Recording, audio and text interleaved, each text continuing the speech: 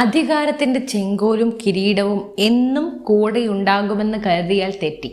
നിയമത്തെയും ജനവിശ്വാസത്തെയും പുല്ലുപോലെ കരുതി തിരുവനന്തപുരം നഗരസഭയിൽ വാണരുളിയ മേയറൂട്ടി ആര്യ രാജേന്ദ്രന് ഒടുവിൽ കാലം കാത്തുവെച്ച് കണക്ക് പുസ്തകം തുറക്കപ്പെടുകയാണ്. കസേര തെറിച്ച് മാസങ്ങൾ പിന്നിട്ടിട്ടും ചെയ്തു കൂട്ടിയ പാപങ്ങളുടെ കറപുരണ്ട ഫയലുകൾ ഓരോന്നോരോന്നായി പൊങ്ങി വരികയാണ്. ഭർത്താവിനും ഭാര്യയ്ക്കും പദവികൾ നഷ്ടപ്പെട്ടത് വെറുമൊരു തുടക്കം മാത്രമായിരുന്നു.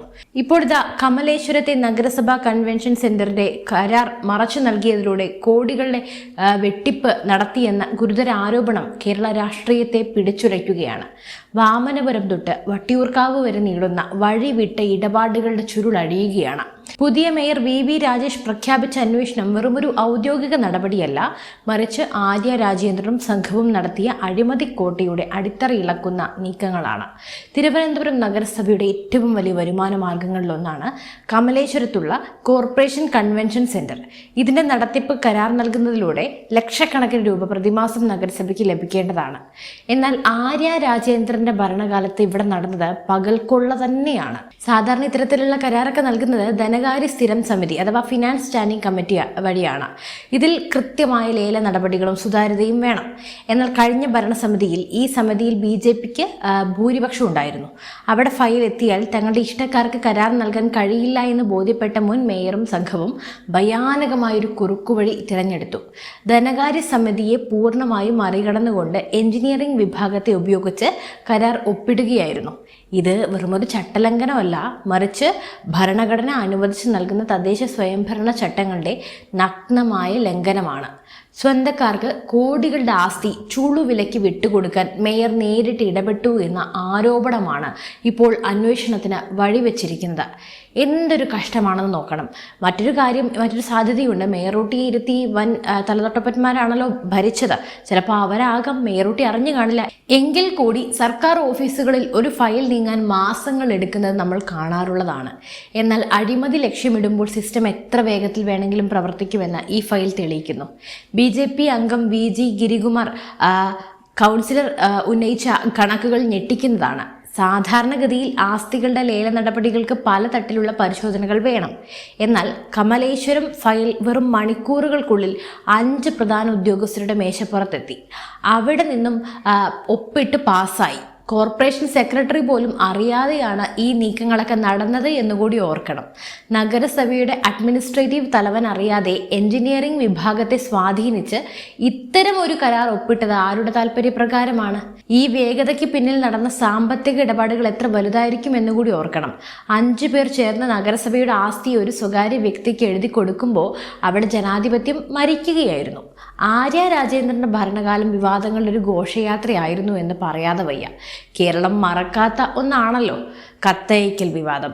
നഗരസഭയിലെ താൽക്കാലിക തസ്തികകളിലേക്ക് സ്വന്തം പാർട്ടിയിലുള്ളവരെ നിയമിക്കാൻ ലിസ്റ്റ് ആവശ്യപ്പെട്ടുകൊണ്ട് CPM ജില്ലാ സെക്രട്ടറിക്ക് കത്തെഴുതിയ പഴയ മേയർ അന്ന് കഷ്ടിച്ചാണ് രക്ഷപ്പെട്ടത്. കാരണം അന്ന് എല്ലായിടത്തും അവർ തന്നെ ആയിരുന്നല്ലോ. അന്ന് തുടങ്ങിയ സ്വജനാവകാശവാദം കരാർ മേഖലയിലേക്കും വളർന്നു പന്തലിച്ചു. ഇങ്ങനെയാണ് പുതിയ വെളിപ്പെടുത്തലുകൾ സൂചിപ്പിക്കുന്നത്. അന്ന് കത്തെഴുതിയത് പിടിക്കപ്പെട്ടപ്പോൾ അതൊരു വ്യാജ കത്താണെന്ന് പറഞ്ഞ് തടിയൂരി. എന്നാൽ ഈ കരാർ ഫയലുകളിലുള്ളത് മായാത്തൊപ്പുകളാണ്. ഇത് ആര്യ രാജേന്ദ്രന്റെ രാഷ്ട്രീയ ജീവിതത്തിന് മേലുള്ള വലിയൊരു കരിനിഴലായി മാറിയിരിക്കുകയാണ്. അധികാരം നഷ്ടപ്പെട്ടതോടെ തണലായി നിന്നിരുന്ന പലരും കൈവിട്ടു തുടങ്ങി. ചെയ്തു കൂട്ടിയ പാപങ്ങൾ ഓരോന്നായി വേട്ടയാടാൻ എത്തുന്ന കാഴ്ചയുമാണിത്. VV രാജേഷിന്റെ നേതൃത്വത്തിലുള്ള പുതിയ ഭരണസമിതി ആകട്ടെ അധികാരം ഏറ്റെടുത്തപ്പോൾ തന്നെ ആ നിമിഷം മുതൽ ലക്ഷ്യമിട്ടത് മുൻ ഭരണകാലത്തെ അഴിമതികൾ പുറത്തു കൊണ്ടുവരിക, എല്ലാം സുതാര്യമാക്കുക, എല്ലാം അതിൻ്റെ വഴിക്ക്, നിയമത്തിൻ്റെ വഴിക്ക് വിടുക എന്നതൊക്കെയാണ്. ഇതിൻ്റെ ഭാഗമായിട്ടാണ് കോർപ്പറേഷൻ സെക്രട്ടറി ബിനിയെ അന്വേഷണത്തിന് വേണ്ടി ചുമതലപ്പെടുത്തിയത്. BJP അംഗം VG ഗിരികുമാർ കൗൺസിലർ നടത്തിയ പ്രസംഗം വെറുമൊരു രാഷ്ട്രീയ പ്രസംഗമായിരുന്നില്ല, മറിച്ച് കൃത്യമായ തെളിവുകളുടെ അടിസ്ഥാനത്തിലുള്ള കുറ്റപത്രം തന്നെയായിരുന്നു. അഴിമതിയുടെ ഒരറ്റം മാത്രമാണ് ഇതെന്ന് അദ്ദേഹം വിളിച്ചു പറയുമ്പോൾ വരാനിരിക്കുന്നത് ഇതിലും വലിയ വെളിപ്പെടുത്തലുകളാണ്. അതായത് ഒരു വലിയ മലയുടെ ചെറിയൊരറ്റം മാത്രം. കോൺഗ്രസ് നേതാവ് KS ശബരിനാഥും ഈ വിഷയത്തിൽ അതിശക്തമായ നിലപാട് തന്നെയാണ് സ്വീകരിച്ചിട്ടുള്ളത്. നഗരസഭയുടെ ആസ്തികളെക്കുറിച്ചൊരു ധവളപത്രം പുറത്തിറക്കണമെന്ന അദ്ദേഹത്തിൻ്റെ ആവശ്യം ഭരണപക്ഷവും ഗൗരവമായി കാണുന്നു എന്നതിൽ നിന്ന് നമുക്കത് മനസ്സിലാക്കാം. നഗരസഭയിൽ ആകെ എത്ര ജീവനക്കാരുണ്ട്? എത്ര പേർ കരാർ അടിസ്ഥാനത്തിൽ ജോലി ചെയ്യുന്നു? ഇവരുടെയൊക്കെ നിയമനം എങ്ങനെ നടന്നു? ഈ ചോദ്യങ്ങൾക്കെല്ലാം ഉത്തരം നൽകാൻ പഴയ ഭരണസമിതി ബാധ്യസ്ഥരാണ്. തിരുവനന്തപുരം മേയർ പദവിയിൽ നിന്ന് ആര്യ രാജേന്ദ്രനും MLA സ്ഥാനവും മറ്റ് പദവികളും സച്ചിൻ ദേവിനും നഷ്ടപ്പെട്ടത് ആ രാഷ്ട്രീയ പതനത്തിന്റെ പൂർണ്ണ രൂപമാണ്. അധികാരത്തിന്റെ ആ ഒരു അഹങ്കാരത്തിൽ നിന്ന് KSRTC ഡ്രൈവറെ പരസ്യമായി റോഡിലിട്ട് ചോദ്യം ചെയ്തതും അദ്ദേഹത്തിന്റെ ജോലി കളഞ്ഞതും സാധാരണക്കാരോട് കാണിച്ച അഹങ്കാരവും ഇന്നും ജനങ്ങളുടെ മനസ്സിലുണ്ട്. തങ്ങൾ എന്ത് ചെയ്താലും പാർട്ടി സംരക്ഷിക്കുമെന്ന അമിത ആത്മവിശ്വാസമായിരുന്നു ഇവർക്കൊക്കെ. എന്നാൽ ഇന്ന് അന്വേഷണം പ്രഖ്യാപിക്കപ്പെട്ടിരിക്കുന്നത് നഗരസഭയ്ക്കുള്ളിൽ നിന്ന് തന്നെയാണ്. ഫയലുകൾ സംസാരിക്കാൻ തുടങ്ങുമ്പോൾ ന്യായീകരണ തൊഴിലാളികൾക്ക് പോലും മറുപടിയില്ലാതെയാകും. ഭാര്യയുടെയും ഭർത്താവിൻ്റെയും പദവികൾ തെറിച്ചതോടെ ഇവർക്ക് ചുറ്റുമുണ്ടായിരുന്ന അധികാരവൃന്ദം അപ്രത്യക്ഷമായിരിക്കുന്നു.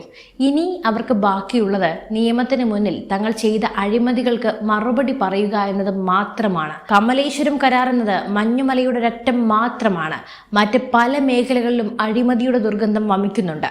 അനധികൃത കെട്ടിട നിർമ്മാണങ്ങൾ, നഗരത്തിലെ പല വമ്പൻ സമുച്ചയങ്ങൾക്കും ചട്ടം ലംഘിച്ച് അനുമതി നൽകിയതിൽ വൻ തുക കൈക്കൂലിയായി വാങ്ങിയെന്ന ആരോപണങ്ങളുണ്ട്. അതുപോലെ മാലിന്യ സംസ്കരണം, സ്മാർട്ട് സിറ്റി പദ്ധതിയുടെ ഭാഗമായി കോടികൾ ചെലവാക്കിയ മാലിന്യ സംസ്കരണ പ്ലാന്റുകൾ ഇന്നും നോക്കുകുത്തികളാണ്. ഇതിന്റെ കരാർ നൽകിയതിലും ക്രമക്കേടുകൾ നല്ലതുപോലെ നടന്നിട്ടുണ്ട്. അടുത്തത് നികുതി വെട്ടിപ്പ്. നികുതി പിരിവിൽ ഉദ്യോഗസ്ഥരും ഭരണസമിതിയും ചേർന്ന് ലക്ഷങ്ങളുടെ വെട്ടിപ്പ് നടത്തിയതായി നേരത്തെ തന്നെ റിപ്പോർട്ടുകൾ ഉണ്ടായിരുന്നു.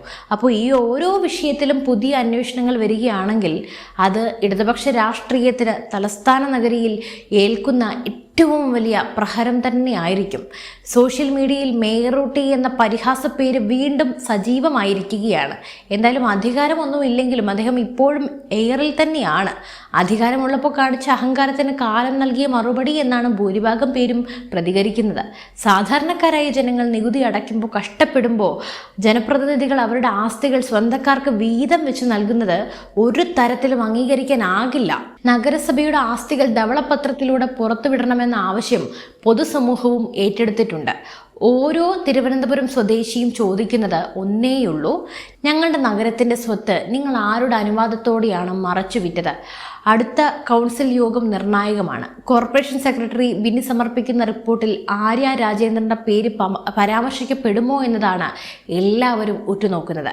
എഞ്ചിനീയറിംഗ് വിഭാഗത്തിലെ ഏതൊക്കെ ഉദ്യോഗസ്ഥരാണ് ഇതിന് കൂട്ടുനിന്നത്? അതുപോലെ ഏതൊക്കെ തലതൊട്ടപ്പന്മാർ ഇതിലുണ്ട്? അവർക്ക് ലഭിച്ച പ്രതിഫലം എന്താണ്? ഇതിൻ്റെ പിന്നിലെ സാമ്പത്തിക സ്രോതസ്സുകൾ ഏതാണ്?